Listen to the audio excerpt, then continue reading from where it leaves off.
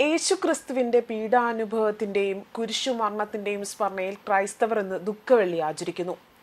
മനുഷ്യരുടെ മുഴുവൻ പാപങ്ങൾ ഏറ്റെടുത്ത് യേശു കുരിശുമരണം വരിച്ച ദിവസമാണ് ദുഃഖവെള്ളിയായി ആചരിക്കുന്നത്. വിവിധ ദേവാലയങ്ങളിൽ ദുഃഖവെള്ളിയുടെ ഭാഗമായി പ്രത്യേക പ്രാർത്ഥനകളും കുരിശിന്റെ വഴിയും ഉണ്ടാകും.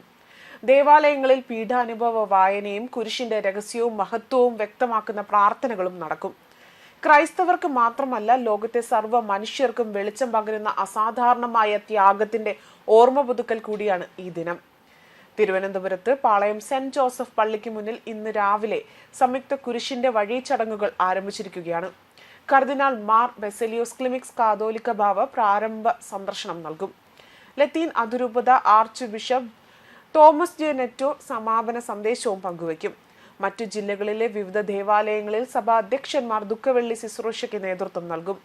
ദുഃഖവെള്ളി ദിനത്തിൽ ഓർത്തഡോക്സ് സഭ പരമാധ്യക്ഷൻ മാത്യൂസ് തൃതീയൻ കാതോലിക്ക ബാവ വാഴൂർ സെന്റ് പീറ്റേഴ്സ് പള്ളിയിൽ ശുശ്രൂഷകൾക്ക് നേതൃത്വം നൽകും.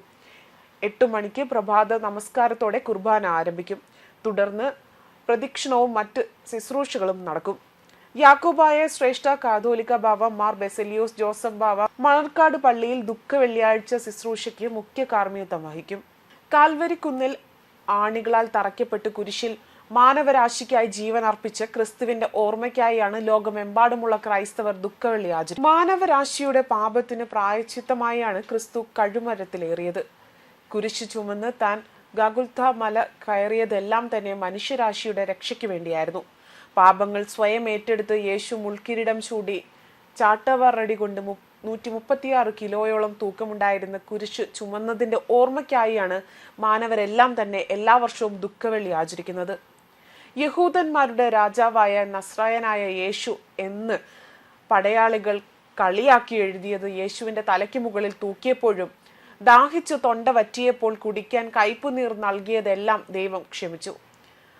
അന്ത്യ അത്താഴ വേളയിൽ കോഴി 3 തവണ കൂവുന്നതിന് മുൻപ് 30 വെള്ളിക്കാശിന് യൂദാസ് ഒറ്റുമെന്ന് ക്രിസ്തു പറഞ്ഞിരുന്നു.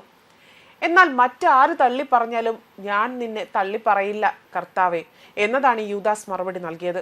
എന്നാൽ കോഴി 3 വട്ടം കൂവുന്നതിന് മുൻപേ തന്നെ കർത്താവിനെ തള്ളിപ്പറയുകയും 30 വെള്ളിക്കാശിന് ഒറ്റുകയും ചെയ്തു.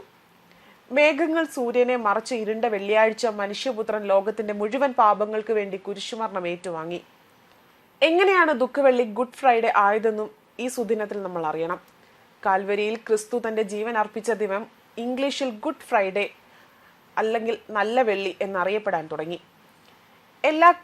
എന്നാൽ ക്രിസ്തുവിനെ കുരിശിലേറ്റിയ ദിനം ദുഃഖവെള്ളിയായാണ് കേരളത്തിൽ ഉൾപ്പെടെ ക്രൈസ്തവ വിശ്വാസികൾ ആചരിക്കുന്നത്. നമ്മൾ ഇപ്പോഴും ഇംഗ്ലീഷിലും മലയാളത്തിലും പൊരുത്തക്കേടുകൾ ശ്രദ്ധിച്ചിട്ടുണ്ടാകാം.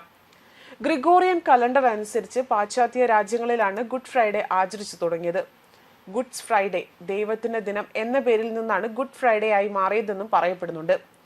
ഹോളി ഫ്രൈഡേ വിശുദ്ധ വെള്ളി, ഗ്രേറ്റ് ഫ്രൈഡേ വലിയ വെള്ളി, ഈസ്റ്റർ ഫ്രൈഡേ ഈസ്റ്റർ വെള്ളി എന്നിങ്ങനെയും പല രാജ്യങ്ങളിലായി ഇംഗ്ലീഷിൽ അറിയപ്പെടുന്നു. ഇവയിൽ അമേരിക്ക അടക്കം ഏറ്റവും കൂടുതൽ രാജ്യങ്ങളിൽ ഉപയോഗിച്ചു പോരുന്നതും ഗുഡ് ഫ്രൈഡേ എന്നതാണ്.